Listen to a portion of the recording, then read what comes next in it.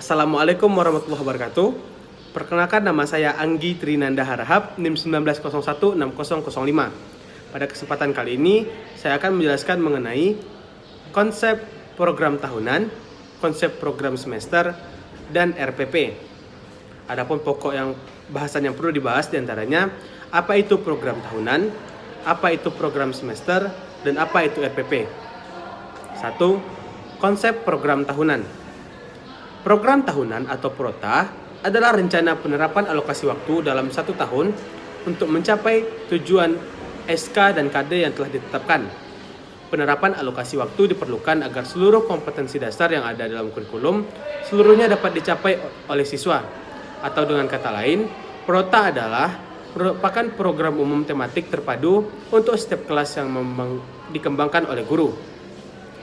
Fungsi program tahunan adalah kegiatan atau pendidikan pembelajaran sebagai berikut. 1. Sebagai pedoman dalam penyusunan PROMES, program satuan pembelajaran, dan juga persiapan dalam mengajar agar lebih rapi dan terorganisir secara lebih matang. 2. Sebagai pedoman dalam membuat KALDIK. 3. Sebagai acuan dalam rangka optimalisasi, efisiensi, dan efektivitas penggunaan waktu belajar yang efektif yang ada.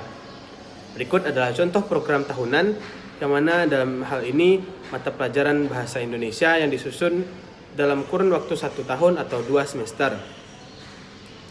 Selanjutnya, 2. Konsep program semester.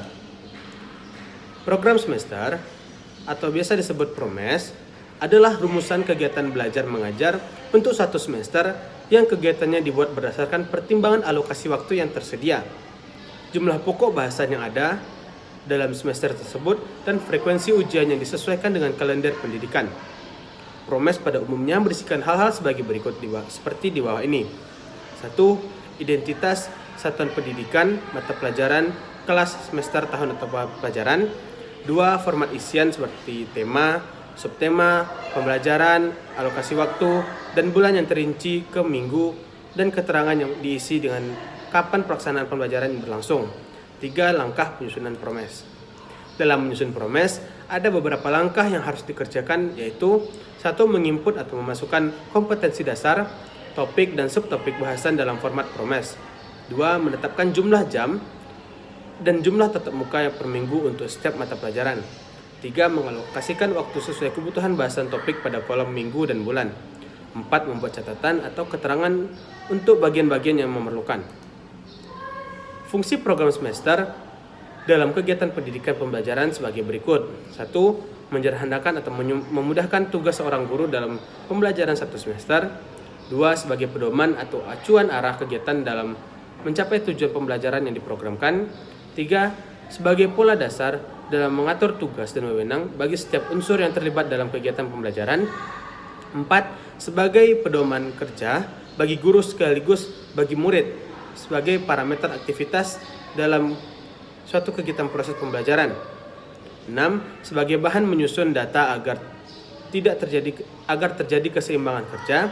7. Menghemat waktu, tenaga, alat, dan biaya karena berlangsung program kerja yang efektif dan efisien secara terukur. Berikut adalah contoh program semester yang disusun dalam kurun waktu dari bulan Januari sampai bulan Juni. 3. Rencana Program Pembelajaran atau RPP. Rencana Program Pembelajaran atau RPP adalah rencana yang mengembangkan prosedur dan mengorganisasi pembelajaran untuk mencapai suatu kompetensi dasar yang ditetapkan dalam standar isi yang telah dijabarkan dalam silabus. Pengembangan RPP mengikuti prinsip-prinsip sebagai berikut. 1. RPP adalah arti dari ide kurikulum berdasarkan siklus yang dikembangkan pada tingkat nasional ke dalam rencana proses pembelajaran untuk direalisasikan dalam pembelajaran. 2. RPP berkembang sesuai dengan yang telah dinyatakan oleh silabus kondisi pada pendidikan, baik kemampuan awal peserta didik, motivasi belajar, potensi, minat, bakat, dan gaya belajar, serta kemampuan emosi. 3. RPP harus mendorong dan berpartisipasi secara aktif dalam peserta didik. 4. RPP sesuai dengan tujuan kurikulum 2013 agar dapat menghasilkan peserta didik yang tidak berhenti belajar dan mandiri. 5. RPP harus dibuat menggambarkan budaya baca dan menulis terhadap peserta didik. 6. Kegiatan belajar dalam RPP dirancang untuk mengembangkan kegemaran membaca. 7. RPP memiliki perencanaan program pembelajaran umpan balik positif, remedi, penguatan umpan balik, serta pengayaan. 8. RPP dibuat dengan memperkaya terpadu dan terkait antara KD dan KI, materi pembelajaran, penilaian, dan lain sebagainya. Dan terakhir, RPP dibuat dengan pertimbangan penerapan teknologi komunikasi dan informasi dan terintegrasi sistematis secara efektif sesuai dengan kondisi dan situasi. Berikut adalah contoh RPP yang di dalamnya terdapat identitas RPP, kompetensi dasar, kompetensi inti, dan lain sebagainya. Baik, hanya itu yang dapat saya sampaikan.